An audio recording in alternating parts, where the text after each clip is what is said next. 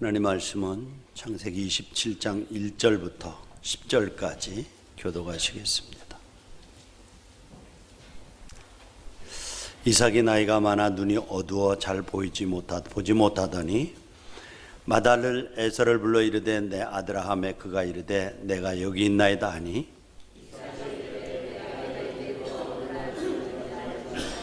그런즉 내 기구 곧 화살통과 활을 가지고 들에 가서 나를 위하여 사냥하여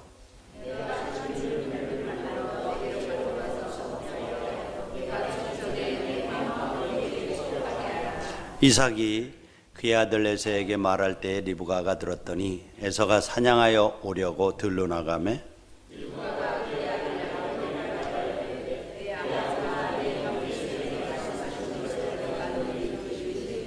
나를 위하여 사냥하여 가져다가 별미를 만들어 내가 먹게 하여 죽기 전에 여호와 앞에서 내게 축복하게 하라 하셨으니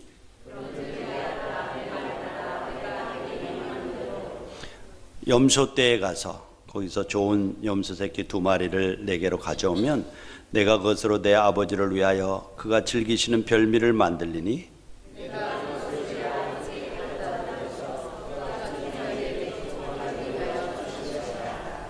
아멘. 우리는 지난 26장을 통해서 이제 흉년을 피해서 애굽으로 내려가던 그 이삭에 대해서 같이 나눴습니다. 자, 블레셋을 통과할 즈음에 하나님께서 어디로 가느냐고 묻죠. 이삭이 뭐라고 말합니까? 하나님, 가뭄이 너무 심해서요. 가뭄을 피해서 지금 애굽으로 내려가고 있습니다. 이렇게 대답을 하니까 하나님께서 뭐라고 말씀하죠?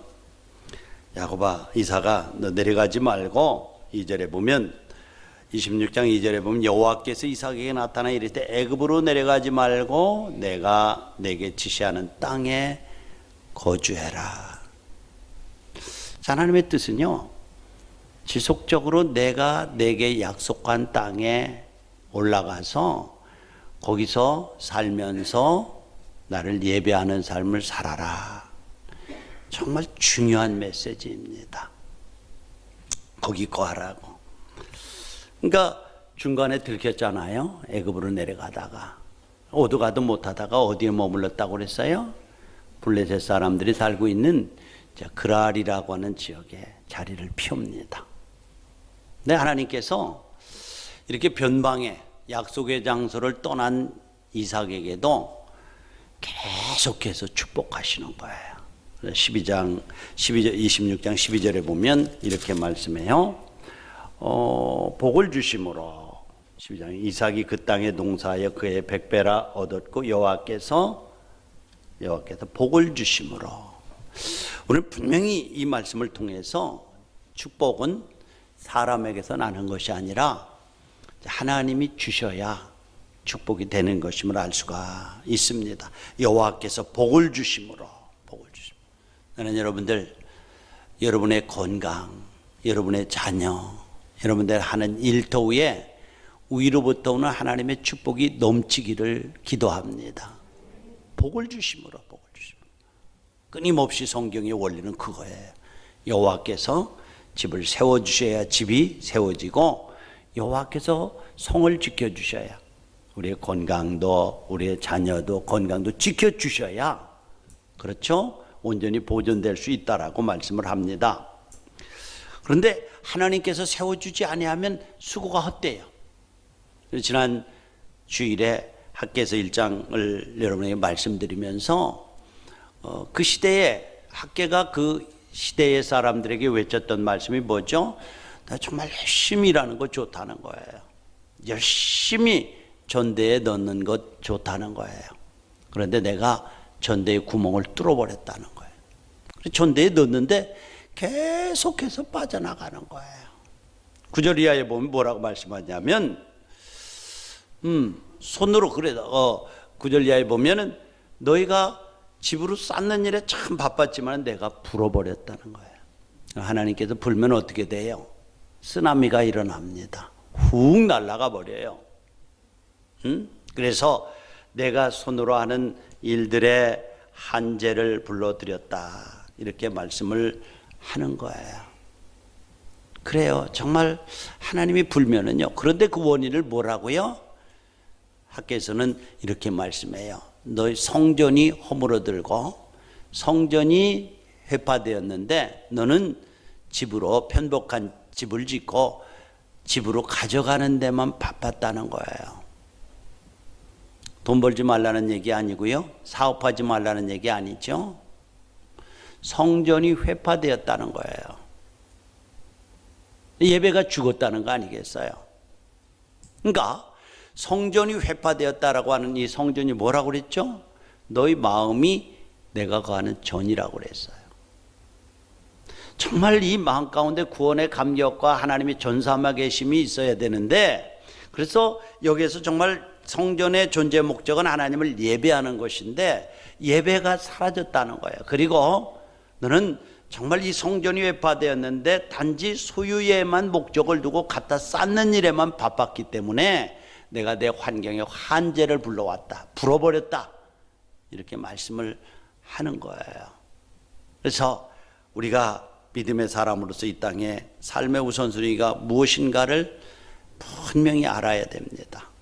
여러분들 코로나 무섭죠? 그러나 이것들 때문에 조바심 되지 마시기를 바랍니다. 그렇죠? 조바심 되지 마세요. 그래서 하나님이 이렇게 우선순위가 바뀐 삶에 한재를 불러왔다라고 하는 것이죠. 그렇죠? 그런데 하나님께서 이러한 사람에게 물질적인 축복을 주셨다고 그랬죠. 믿음의 변방에 있는 사람에게 하나님 물질적인 축복을 주셨어요. 주셨는데 놀라운 것은 이런 사람도 복 받는구나. 그런데 그 소유의 복이지 누림의 복은 아니었다라는 사실을 제가 깨달았어요. 계속해서 물질적인 풍요, 외적인 소유의 복은 있는데 그 소유한 것을 누릴 수 있는 시간은 한 시간도 없었어요. 왜 그랬죠? 그랄 지역의 블레셋 사람들이 그가 흥하는 것을 보니까 시기와 불병이 일어납니다. 그래서 쫓아내기 시작합니다. 어떻게 해요? 우물을 계속해서 파지 않아요? 물이 나오는 거예요. 그러면 가서 메꾸고. 그러니까 이삭이 그저 그 많은 소유들을 거느리고 변방으로 쫓겨나죠. 한시도 누릴 시간이 없었습니다. 소유하고 누리면 다르다고 그랬죠. 네, 자문에도 전도서에도 보면 뭐라고 말씀하냐면 그가 너희 쌓지만은 그것을 누가 누릴런지 알지 못한다라고 말씀을 하고 있는 거예요. 그래서 우리는 정말 하나님께서 주시는 소유의 축복도 있어야 되고요. 또 그것을 누릴 수 있는 건강, 누릴 수 있는 구원의 감격, 누릴 수 있는 환경도 하나님이 주셔야 될 줄로 믿습니다. 그러니까 온전한 축복이 뭐예요? 소유의 축복, 누림의 축복이 같이 병행되는 거예요. 그런데 변방의 삶 속에는 하나님께서 소유의 축복은 주셨어요. 예수 안 믿는 사람들 소유할 수 있어요. 부자 될 수 있어요. 그러나 정말 그들 가운데 내일을 향한 구원의 확신과 하나님이 주시는 구원의 감격과 평안이 있느냐고 묻는다면 한 사람도 예라고 답하는 사람 없을 거예요. 그래서 하나님은 변방에 있다고 할지라도 버리는 것이 아니라 끊임없이 환경을 통해서 그를 몰아가신다니까요. 누구예요? 블레셋을 막대기로 들어서 얘야, 그랄 땅은 내가 머물 땅이 아니야. 너는 약속의 땅, 에베네셀의 땅 베델이 있잖아. 계속해서 환경을 흔들어서 몰아가고 그가 끝내 어디로 올라갑니까? 베델로 올라갑니다. 베델이 어떤 장소입니까? 하나님과 약속한 땅입니다. 아브라함이 와서 하나님을 만난 장소입니다. 야곱이 피해가다가 하나님이 그곳에서 그를 축복하신 장소입니다. 하나님과 약속한 언약의 장소입니다. 나는 여러분들 매일매일의 삶들이 베델로 올라가는 삶이 되기를 축복합니다. 그래서 아까 말 그랄이라고 하든지 그 지역들이 전부 지형적으로 올라가는 지역인데도 내려갔다. 성경은 베델이 낮은 지역에 있으면서 올라갔다. 믿음이 자리로 올라가는 것을 올라간다라고 표현을 하고 있어요. 축복의 자리로 가는 것 올라간다라고 표현을 하고 있어요. 그러니까 비로소 그가 베델이라고 하는 지역, 하나님께서 약속하신 가나안 땅으로 올라간 후에야 소유도 있었고 누림도 같이 있었습니다. 이 사실을 그랄 왕 블레셋 왕 아비멜렉이 보지요. 그리고 26장 27절에 보면 그 아비멜렉이 군사들을 데리고 또 여러 가지 조공들을 가지고 이제 이삭을 찾아갑니다. 근데 27절에 보면 이삭이 그들에게 말해요. 이삭이 그들에게 이르되 너희가 나를 미워하여 나에게 너희를 떠나게 하였거늘 어찌하여 내게 찾아왔? 너 미워해서 그렇게 우리에게 나가라고 그랬고 아비멜렉 당신도 이제는 당신보다 커진다고 해서 쫓아내지 않았어요? 그런데 왜 찾아왔어요? 이렇게 물으니까 뭐예요? 아비멜렉 블레셋 왕이 뭐라고 말하냐면 28절에 그들이 이르되 여호와께서 너와 함께 하심을 우리가 분명히 보았으므로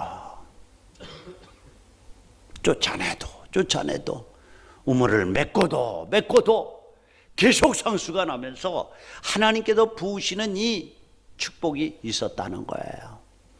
그러므로 내가 가만히 보니까 당신들이 믿는 살아계신 하나님이 당신들과 함께하는 것을 내가 봤다는 거예요.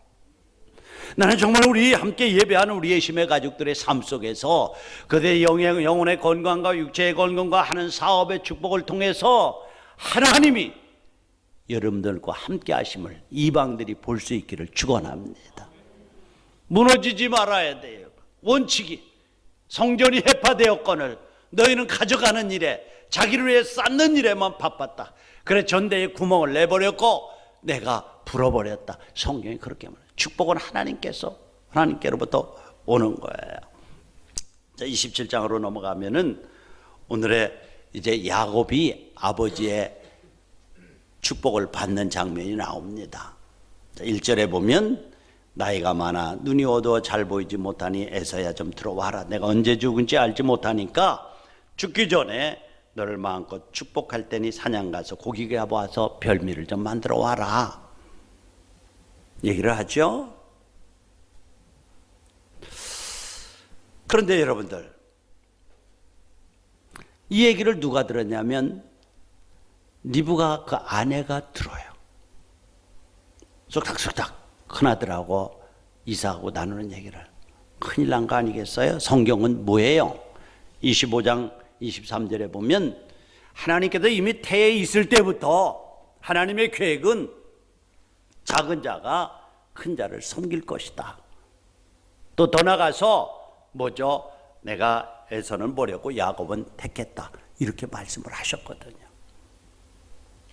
그런데 이삭은 에서를 축복해서 이 믿음의 유업을 이어가게 하려고 하는 거예요. 알면서도 자기 마음에 들지 않는 거예요. 왜? 하나님은 이렇게 외모적으로 봐도 남성답고 기질로 봐도 남성답고 씩씩하고 크고 볼품 있는 멋있는 큰아들을 제끼고 야곱을 통해서 믿음의 계보를 이어가려고 하는 거야. 내 생각으로는 맞지 않아. 이게 이삭이 가졌던 생각이었던 것 같아요. 그래서 보통 그 당시에 아들에게 축복하고 믿음의 유업을 장자권을 넘길 때는 가족들을 다 모아놓고 잔치를 하면서 축제적인 분위기 가운데 아버지가 축복권을 이어갈 자녀에게 축복할 때 머리에 손을 얹고 그를 축복하면서 축제적인 분위기로 했던 것이 전통이에요. 그런데 어떻게 합니까? 하나님의 뜻을 거역한다는 사실을 알았던 것 같아요. 그래서 큰아들 에서만 불러서 쏙싹쏙싹 얘기해서 얘야 내가 너에게 이 축복권을 넘겨줄 테니까 가서 사냥 가서 별미를 만들어 와. 자, 짐승을 잡아가지고 별미를 만들어 와라. 이렇게 요구하는 거예요. 리브가 생각해서는 큰일 난 거 아니겠어요?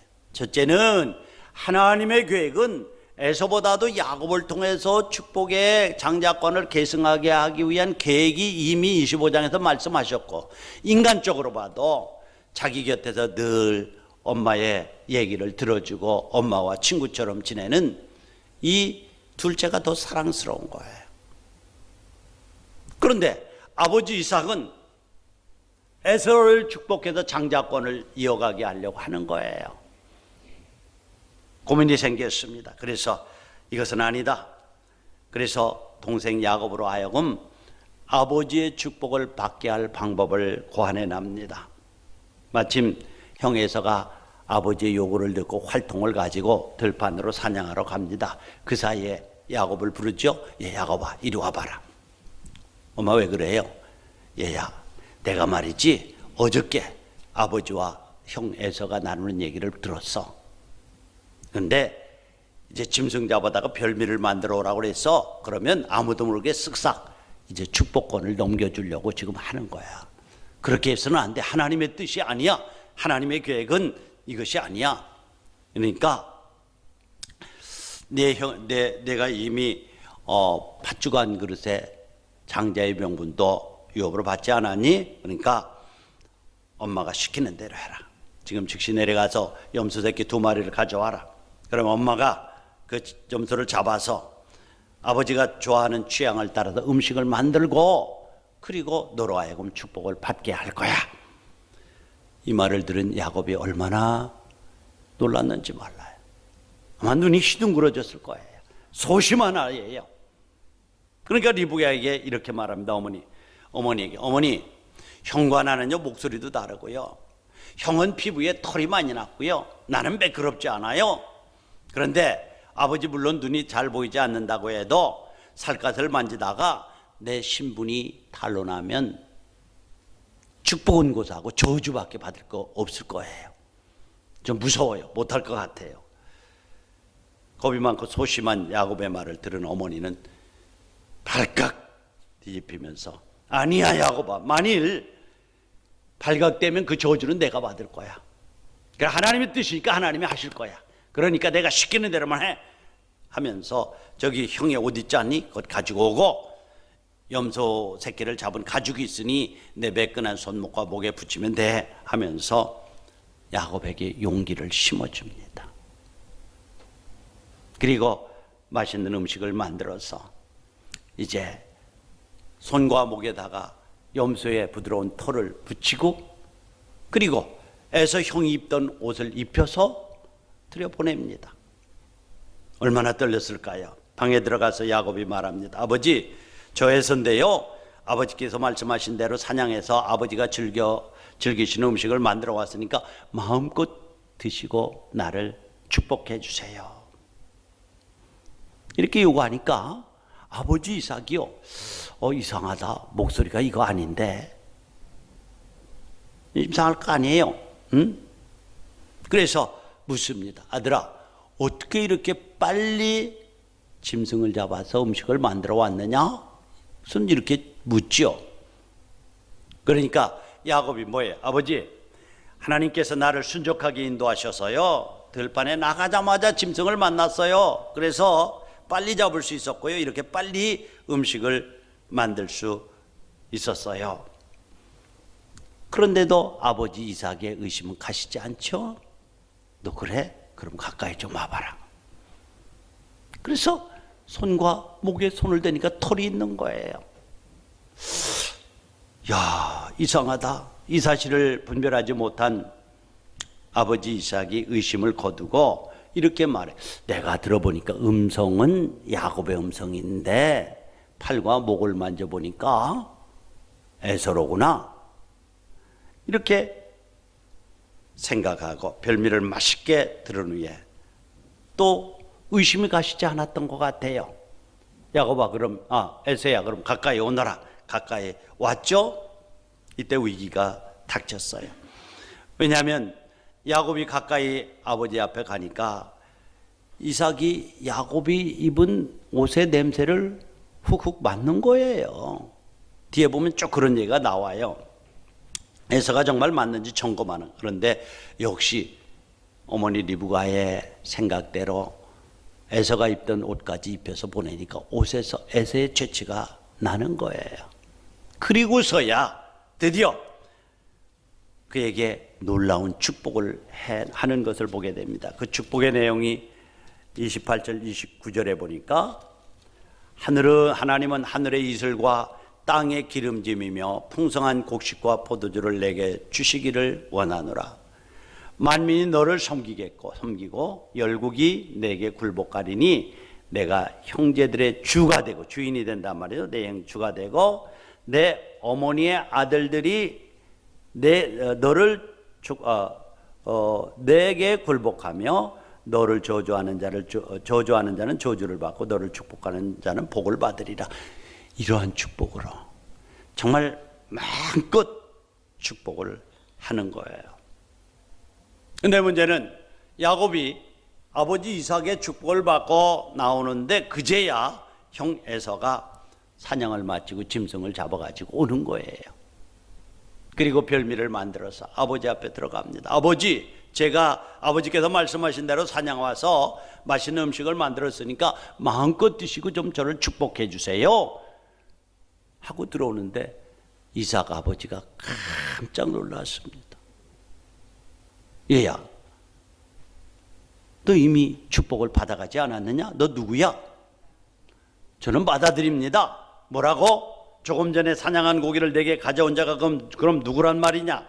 그가 너 오기 전에 만들어 온 음식을 내가 다 먹고 내가 가지고 있는 모든 축복을 그에게 쏟아 부었느니라. 너에게 줄 거 하나도 없다. 한번 축복한 축복권은 다시 빼앗을 수가 없었습니다. 아무리 애원해도 축복을 다시 되돌릴 수가 없었습니다. 성경은 에서가 그 얘기를 듣고 크게 울었다라고 말하고 있어요. 그리고 오히려 그에게 아버지가 축복권을 가지고 한 내용을 보면 39절 40절에 보니까 그의 아버지 이삭이 그에게 대답하여 이르되 내 주소는 땅의 기름짐에서 멀고, 기름짐에서 멀었다는 것은 척박한 땅에 산다는 거죠. 자, 내리는 하늘의 이슬이 멀 것이며, 이슬로 농사를 짓는데 멈는 거예요. 너는 칼을 믿고 생활하겠고 내 아우를 섬길 것이며 내가 매임을 벗을 때에는 그 멍에를 내 목에서 떨쳐버리리라. 이렇게 말씀을 하는 거예요. 여러분, 이 교훈이 뭡니까? 여기서 이렇게 흠 많고 약점 많은 그들을 세워서 우리에게 말씀하시고자 하시는 영적 교훈이 뭐냐 이 말이죠.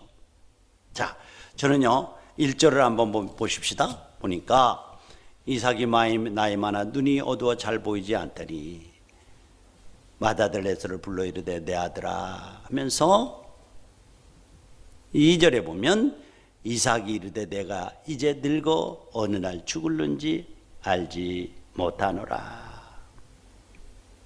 이 조급함입니다. 불안함입니다. 그러니까 나이가 많아 눈이 어두워졌어요. 사람들은 늙고 기억력이 생하면 판단력이 흐려지고 환경에 지배를 받기가 쉽습니다. 본의 아니게 불안해지고 두려움에 사로잡히게 되고 불신앙에 빠지게 됩니다. 아마 이삭도 예외가 아니었던 것 같아요. 그래서 하나님께서 주실 미래의 약속보다도 현재의 상황에 너무 민감하게 반응하고 인간적인 생각이 믿음보다 앞서고 조급해지는 것 같아요. 언제 죽을지 모른다는 거예요. 언제 죽을지. 눈이 흐려지는 그것 가지고 언제 죽을지 모른다는 거예요. 그래서 그 조급함이 에서를 불러들인 거예요.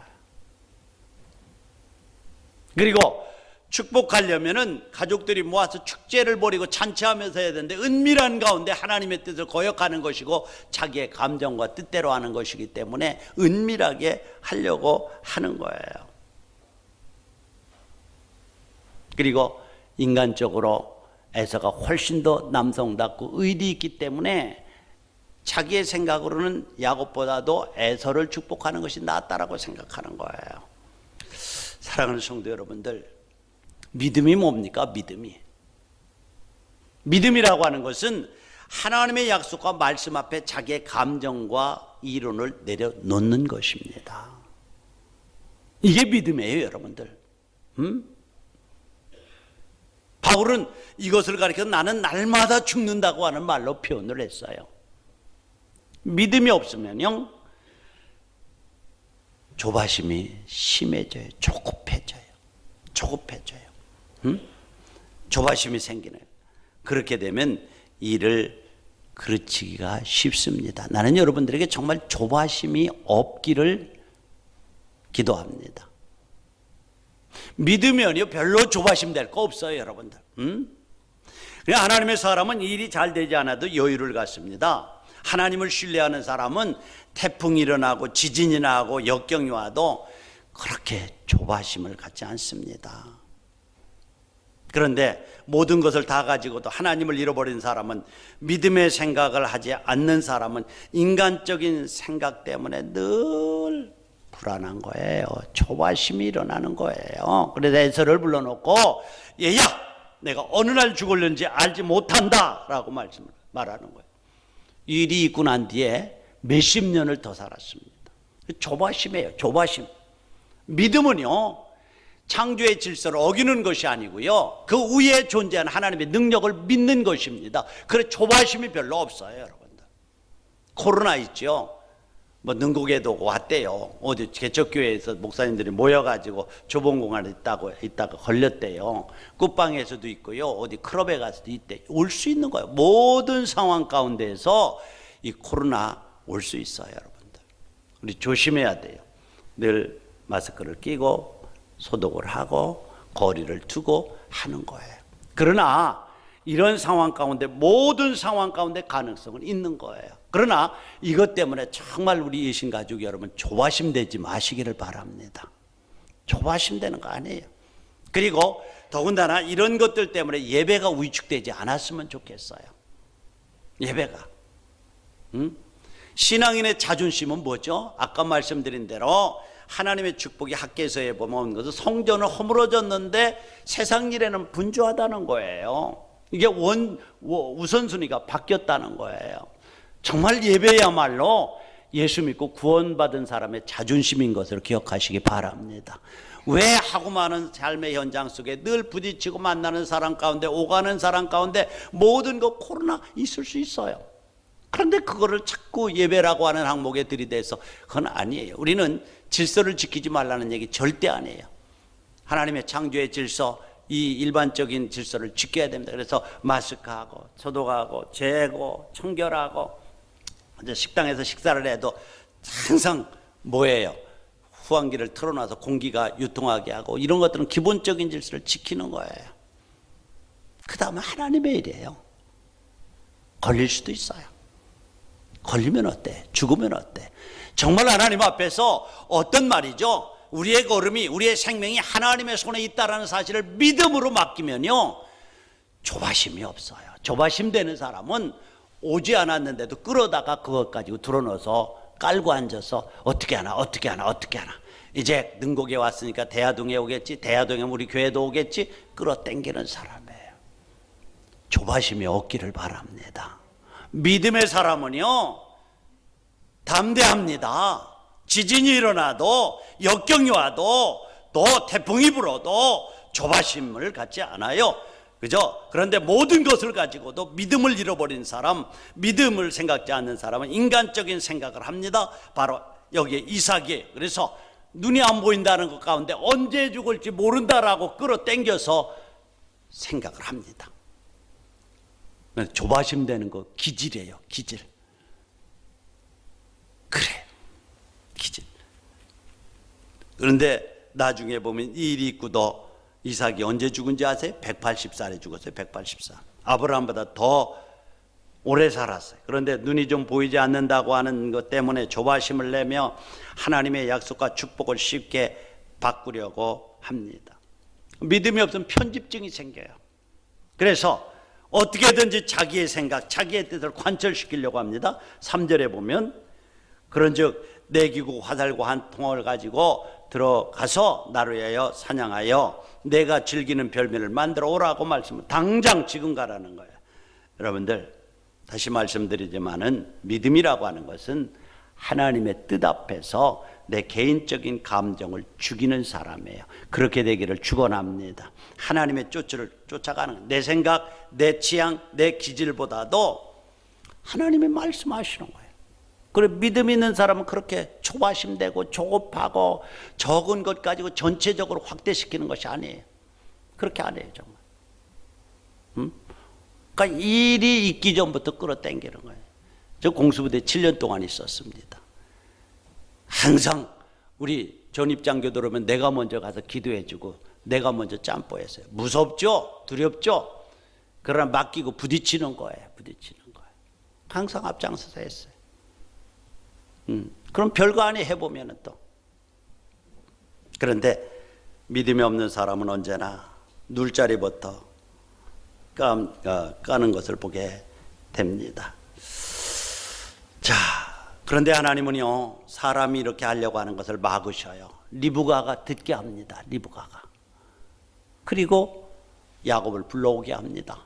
그리고 아버지와 이삭 간에 에서와 함께 나눴던 얘기를 다 조목조목 얘기하면서 네가 받아야 된다라고 하는 거예요. 아마 이 비밀스러운 얘기를 듣고 아마 리브가도 고민하고 황당했을 것입니다. 그 이유는 하나님이 야곱을 축복하신다는 사실을 알고 있었고, 남편은 하나님의 뜻에 반해서 자기가 좋아하는 에서를 축복하려고 한다는 이 사실을 들은 거예요. 누가요? 리브가가요. 리브가가. 그리고 막으려고 합니다. 하나님 뜻 따를까? 남편 뜻 따를까? 큰 대목에서 하나님 뜻 따라야지 옳은 선택을 합니다.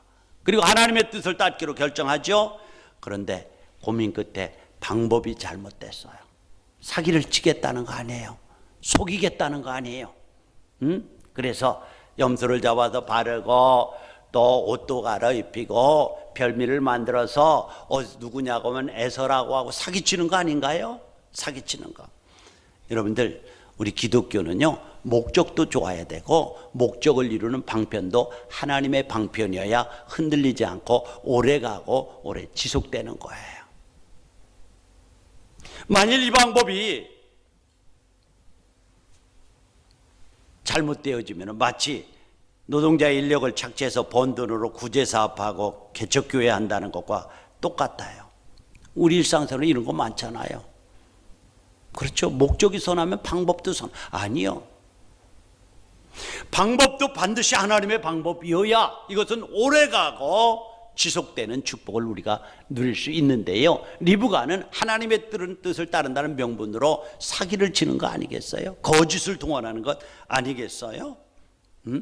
성경은 분명히 말씀합니다. 예수님께서도 우리가 이 땅을 살아가면서 가이사의 것은 가이사에게 세금으로 바치고 하나님의 것은 하나님의 것으로 바쳐라, 이렇게 말씀합니다. 또 마태복음 6장 24절에 보면 돈과 하나님을 겸하여 섬길 수가 없다. 또 로마서 12장 21절에 보면 악에게 지지 말고 선으로 악을 이기라고 말씀하고 있어요. 이삭이 에서를 축복하려고 하는 것 악이에요. 하나님의 뜻을 어기고 있기 때문에. 그런데 리브가는 이 악을 이기기 위해서 선한 방법을 써야 되는데 악한 방법을 또 쓰는 거예요.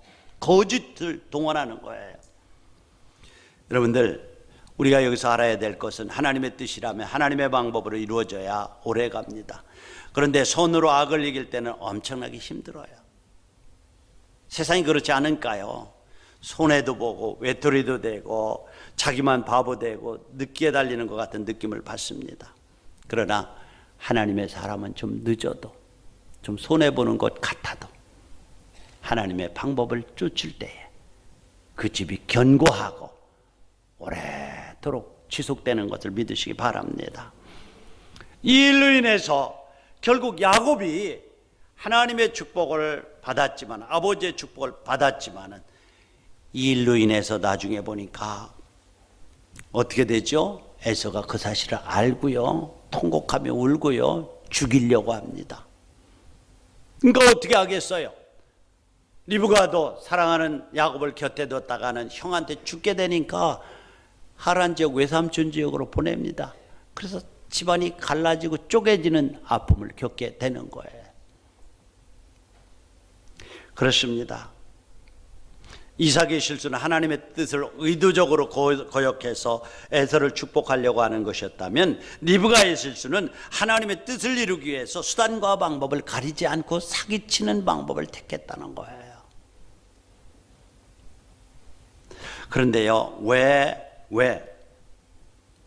이런 말씀을 인간적인 냄새가 풍풍 나는 인간의 실수로 이렇게 많이 적어놨을까요?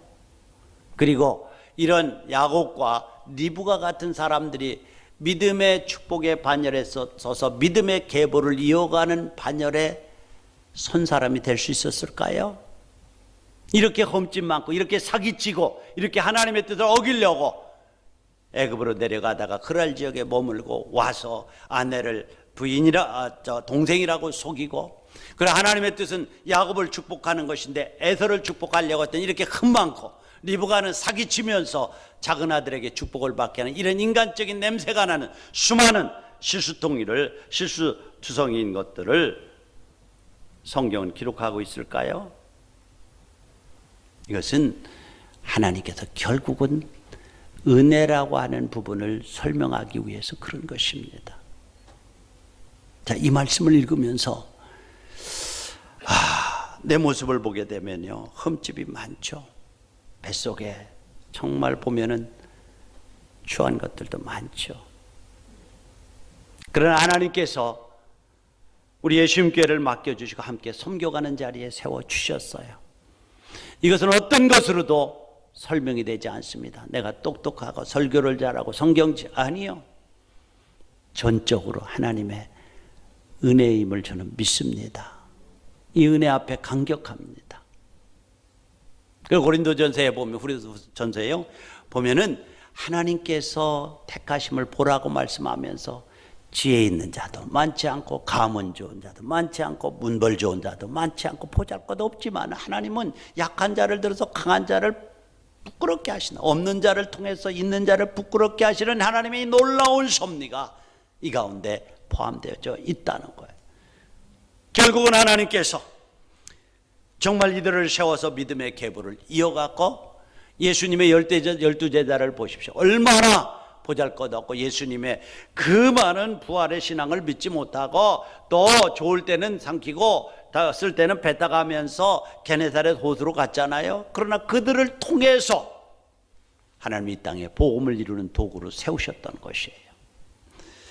여러분들, 이 말씀을 통해서 배우는 교훈이 있습니다. 하나님이 이렇게 실수 많은 이삭과 리브가를 포기하지 않았다는 거예요. 결국 야곱이 축복을 받죠. 믿음의 조상이라고 말하기에는 부끄러운 사람들이었지만은 그들의 믿음을 통해서 하나님의 놀라운 믿음의 계보를 이어가는 반열에 세워주셨어요. 그러므로 여러분들, 우리들이 자격이 있거나 믿음이 있어서 우리를 부르신 것이 아닙니다. 내가 배신하지 않거나 충성했기 때문에 제자로 쓴 것 아니에요. 하나님의 은혜입니다. 전적으로 하나님의 은혜입니다. 여러분들, 실수와 과거의 수치스러운 일 때문에 주저앉거나 절망하거나 좌절하지 않기를 바랍니다. 말씀을 통해서 배우는 사실은 하나님이 쓰시는 것은 특별한 사람을 쓰는 것이 아니라 저와 여러분들 같이 보통 사람을 쓴다는 거예요. 여러분과 제가 위대해질 수 있는 이유는 내가 도덕적이고 윤리적이고 완벽해서가 아니라 하나님이 우리를 쓰시기 때문에, 저와 여러분들을 붙드셨기 때문에 주님의 도구로 축복의 반열에 설 수 있게 됨을 믿으시기 바랍니다. 여러분, 어리석음과 실패와 배신 때문에 포기하지 않기를 바랍니다. 하나님은 우리의 이러한 연약함을 다 아시고 쓰시기를 원하십니다. 오늘 본문을 통해서 믿음의 사람도 실수를 한다는 사실을 알게 되었습니다. 저는 이 말씀 앞에 감동하는, 제가 실수를 일부러 이 말씀 때문에 하는 것이 아니라 내가 그렇게 약하고 보잘것없는 존재임에도 불구하고 하나님은 나를 놓지 않고 붙드신다는 이 진리 앞에 감동하는 거예요. 이 진리는 저에게도 뿐만 아니라 여러분들에게도 동일하게 적용되는 진리임을 믿고, 나의 약함 때문에, 나의 실수 때문에, 내 아픔 때문에 좌절하거나 실망하지 말고, 또 이삭과 리브가를 들어 쓰시는 그 주님의 은혜 앞에 여러분 감동하는 아침이 되기를 주님의 이름으로 축복합니다. 같이 눈을 감고 기도하십시다. 그렇습니다. 믿음은요, 문제가 없어서 평안한 것이 아니라 문제가 있고 바람이 불고 풍랑이 일어도 믿음의 사람은 조바심되거나 조급하지 않습니다. 믿기 때문에 우리 인생의 걸음이 그의 장중